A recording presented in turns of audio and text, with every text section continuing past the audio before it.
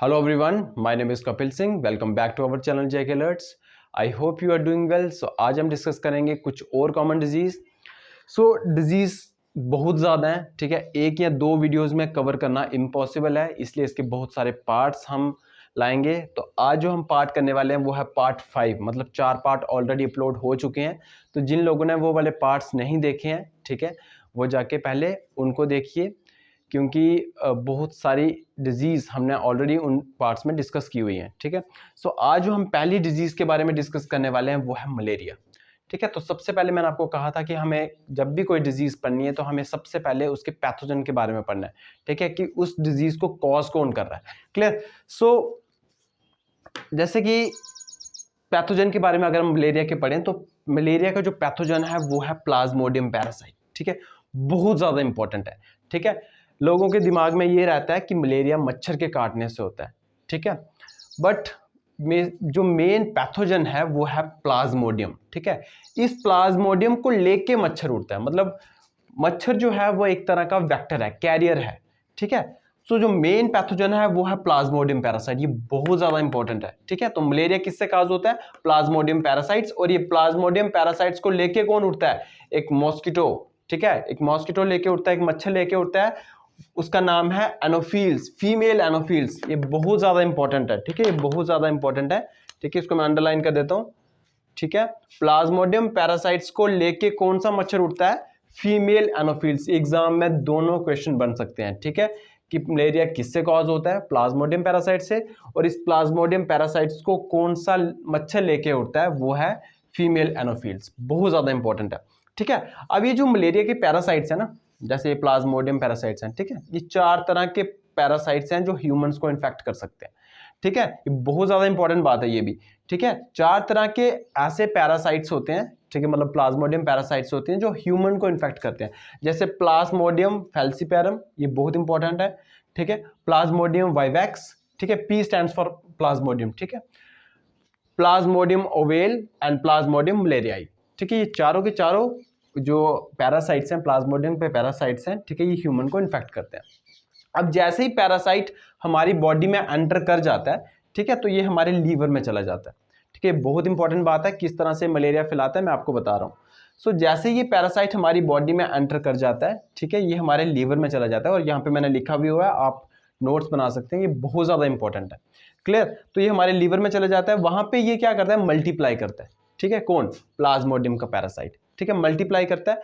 और जैसे ये मल्टीप्लाई करता है तो हमारे जो आरबीसीज होते हैं, रेड ब्लड सेल्स होते हैं, उनको अटैक करता है।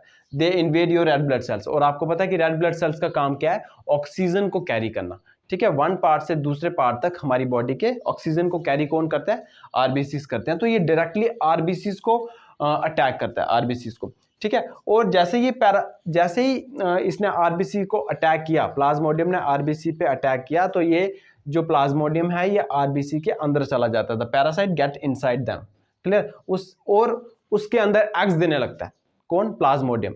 जैसे ही प्लाज्मोडियम आरबीसी के अंदर मतलब अटैक करता है उस पर, और वो आरबीसी के अंदर चला जाता है, और जैसे ही वो प्लाज्मोडियम आरबीसी के अंदर चला जाता है वहां पे एग्स देने लगता है और मल्टीप्लाई होने लगता है। और तब तक मल्टीप्लाई होने लगता है जब तक वो आरबीसी बर्स्ट नहीं हो जाता। तो कहने का मतलब ये हुआ कि मलेरिया, ठीक है, मलेरिया में होता क्या कि जो इसका जो पैथोजन है, जो पैरासाइट है, वो प्लाज्मोडियम पैरासाइट, वो क्या करता है? हमारे आरबीसी को इफेक्ट करता है, ठीक है। तो ये बहुत ज्यादा इंपॉर्टेंट बात है, ठीक है। और इंडिया में मेनली मलेरिया ओडिशा में बहुत ज्यादा प्रेवलेंट है, ठीक है, मतलब फैला हुआ है बहुत ज्यादा, ठीक है। अब इसके सिम्टम्स की बात करूं तो कौन कौन से सिम्टम्स होते हैं? हेडेक होती है, ठीक है, फीवर ऑफ कोर्स, फैटिक थकान, पेन होगी, आपको ठंडी लगेगी, ठीक है, स्वेटिंग भी होगी, ठीक है, आपको सूखी खांसी होगी, आपका वॉमिट करने का मन करेगा, ठीक है, उसको बोलते हैं नौसिया, ठीक है। अब क्वेश्चन ये दिमाग में आता है कि ऐसा क्यों बोलते हैं कि मच्छर के काटने से फिर मलेरिया होता है? तो जैसे कि मैंने आपको बताया, मच्छर एक वेक्टर है, एक कैरियर है, मतलब उस प्लाज्मोडियम को लेके उड़ना उसका काम है, ठीक है। अब ये किस तरह से मलेरिया फैलाता है वो मैं आपको बताता हूँ। तो जैसे सपोज करो कि कोई एक इन्फेक्टेड पर्सन है, यहाँ पे एक इन्फेक्टेड पर्सन बैठा है, तो यहाँ पे एक मच्छर है, तो मच्छर यहाँ से आएगा और इस पे बैठेगा और इसको काटेगा, ठीक है। जैसे इसको काटेगा तो आपको पता है कि इस इन्फेक्टेड पर्सन की ब्लड में, ठीक है, प्लाज्मोडियम होगा, क्यों? क्योंकि आपको पता है कि ये आरबीसीज को अटैक करता है और आरबीसीज में फिर ये मल्टीप्लाई होता रहता है, ठीक है, मल्टीप्लाई होता रहता है, फिर ये दूसरे आरबीसीज को इन्फेक्ट करेगा और ऐसे पूरी बॉडी में फैल जाएगा, ठीक है। तो इसके ब्लड स्ट्रीम में प्लाज्मोडियम पैरासाइट होगा। तो जैसे ही मच्छर ने इस पर्सन को काटा तो इसका जो ब्लड होगा वो सक करेगा और जो प्लाज्मोडियम होगा वो एंटर कर जाएगा मच्छर में, ठीक है। फिर ये मच्छर उड़ेगा एंड दूसरे पर्सन पे बैठेगा, ठीक है, दूसरे पर्सन को काटेगा। तो जब दूसरे पर्सन को काटेगा तो आपको पता है वो जो प्लाज्मोडियम है वो एंटर कर जाएगा दूसरी बॉडी में और सेम प्रोसेस फिर दूसरे पर्सन की बॉडी में होना स्टार्ट हो जाएगा, ठीक है। तो इस तरह से ये मलेरिया फैलता रहता है, बहुत खतरनाक बीमारी है ये भी, ठीक है। तो दो इंपॉर्टेंट बातें मेन जो आपको याद रखनी है कि प्लाज्मोडियम पैरासाइट से कॉज होता है, ठीक है, और इसको कौन सा मच्छर लेके उड़ता है वो है फीमेल एनोफिल्स, ठीक है। मेनली ये दो क्वेश्चन एग्जाम में पूछे जाते हैं, ठीक है। ये भी पूछा जा सकता है कि कौन कौन से मलेरियल पैरासाइट्स हैं, ठीक है, जो ह्यूमन को इन्फेक्ट करते हैं। तो ये आपको याद रखना है, Plasmodium falciparum, Plasmodium vivax, Plasmodium ovale and Plasmodium malariae, ठीक है। और किस तरह से ये हमारी बॉडी को इन्फेक्ट करता है ये भी आपको याद रखना है, ठीक है, जो कि मैं आपको बता चुका हूँ कि जैसे कि एक बार हमारी बॉडी में एंटर कर जाएगा तो ये एंटर करके हमारे लीवर में जाएगा, फिर वहाँ पे ये मल्टीप्लाई होगा और डायरेक्टली कहाँ पे अटैक करेगा, ये हमारे ब्लड में जो आरबीसीज प्रेजेंट होते हैं, जो जिनका काम है ऑक्सीजन को कैरी करना, उसको अटैक करेगा, फिर उनके अंदर चला जाएगा, उनके अंदर जाके अपने एग्स देगा और मल्टीप्लाई होता जाएगा और तब तक मल्टीप्लाई होता जाएगा जब तक वो आरबीसी बर्स्ट नहीं हो जाता, ठीक है। सो नेक्स्ट डिजीज है डेंगू। सो डेंगू एक वायरल डिजीज है, कहने का मतलब ये वायरस से होती है, ठीक है, और ये भी एक मच्छर के काटने से फैलता है।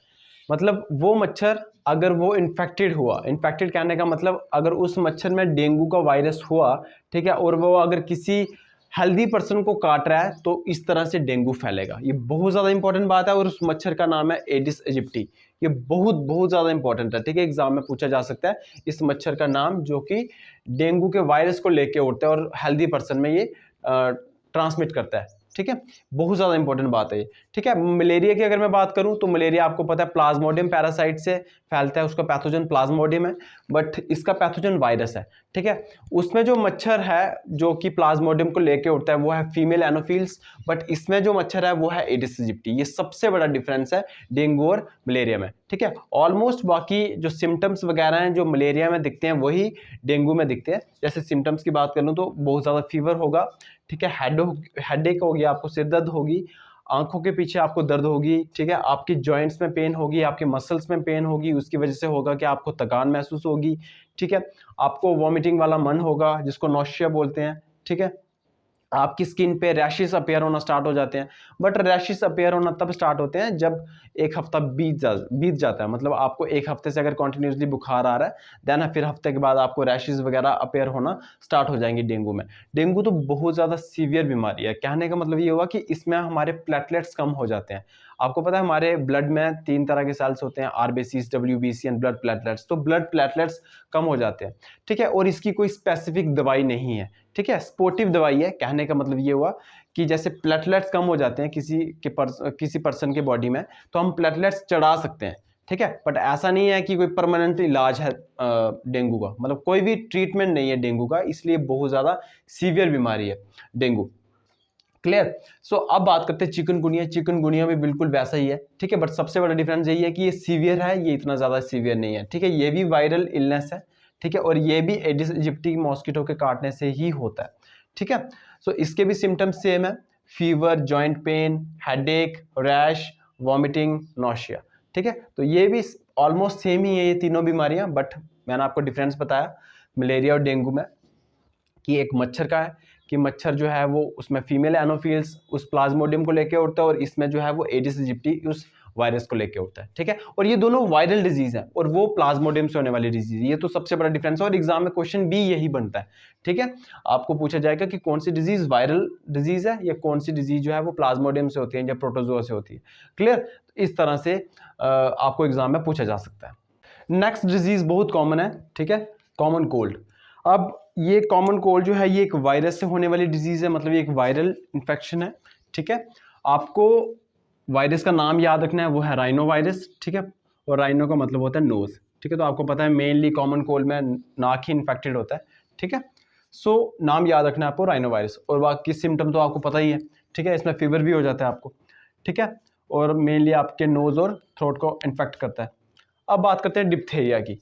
ठीक है। ये एक बैक्टीरिया से होने वाली डिजीज़ है और बैक्टीरिया का नाम है कॉर्नीबैक्टीरियम डिप्थेरिया। क्लियर? बैक्टीरिया का नाम याद रखना है, जिसका मैंने आपको बोला था कि जिसका मैं बैक्टीरिया का नाम या वायरस का नाम लिखवाऊंगा वो याद रखना ही रखना है। ठीक है। डिप्थेरिया में होता क्या कि हमारी जो नाक, ठीक है, और हमारा जो थ्रोट है, मतलब हमारा जो गला है, उसकी जो म्यूकस मेम्ब्रेन होती है, ठीक है, वो अफेक्ट होती है। ठीक है। आप कभी देखना कि जब डिप्थेरिया का पेशेंट होगा ना, तो उसके ये वाली जो हमारा मुंह का जो अंदर वाला पोर्शन होता है, जो मेम्ब्रेन होती है, वो वाइट वाइट सी हो जाती है। ठीक है, मतलब वो इन्फेक्ट होती है। ठीक है। इसके सिम्टम्स क्या क्या है हमारा, ऑफ कोर्स अगर ये नोज़ और थ्रोट का मतलब मेनली अफेक्ट करता है ऑर्गन को, ठीक है, तो हमारा गला ख़राब होगा। ठीक है। हमारे जो नेक के ग्लैंड्स हैं वो स्वेल हो जाएंगे। ठीक है। हमें खांसी होगी, हमारा हार्ट बीट जो है वो फास्ट हो जाएगा, हमें फीवर होगा। ठीक है। उसमें ठंड लगेगी, सांस लेने में प्रॉब्लम होगी। तो ये कुछ सिम्टम्स हैं। क्लियर? अब बात करते हैं कॉलरा की। कॉलरा इन्फेक्शन है, आपको पता है, बैक्टीरियल इन्फेक्शन है। ठीक है। कौन सा bacteria? Vibrio cholera. Vibrio cholera नाम का बैक्टीरिया जो कॉलरा कॉज करता है। सिम्टम्स देखें इसके। ठीक है। सिम्टम्स है वाटरी डायरिया। बेसिकली होता कैसे है ये, अगर आप कंटेमिनेटेड फूड एंड वाटर का इनटेक करोगे, मतलब आप कंटेमिनेटेड खाना खाओगे, कंटेमिनेटेड वाटर पियोगे, ठीक है, उससे ये कॉलरा हो जाएगा आपको। ठीक है, क्योंकि विब्रियो कॉलरा उन्हीं में होता है।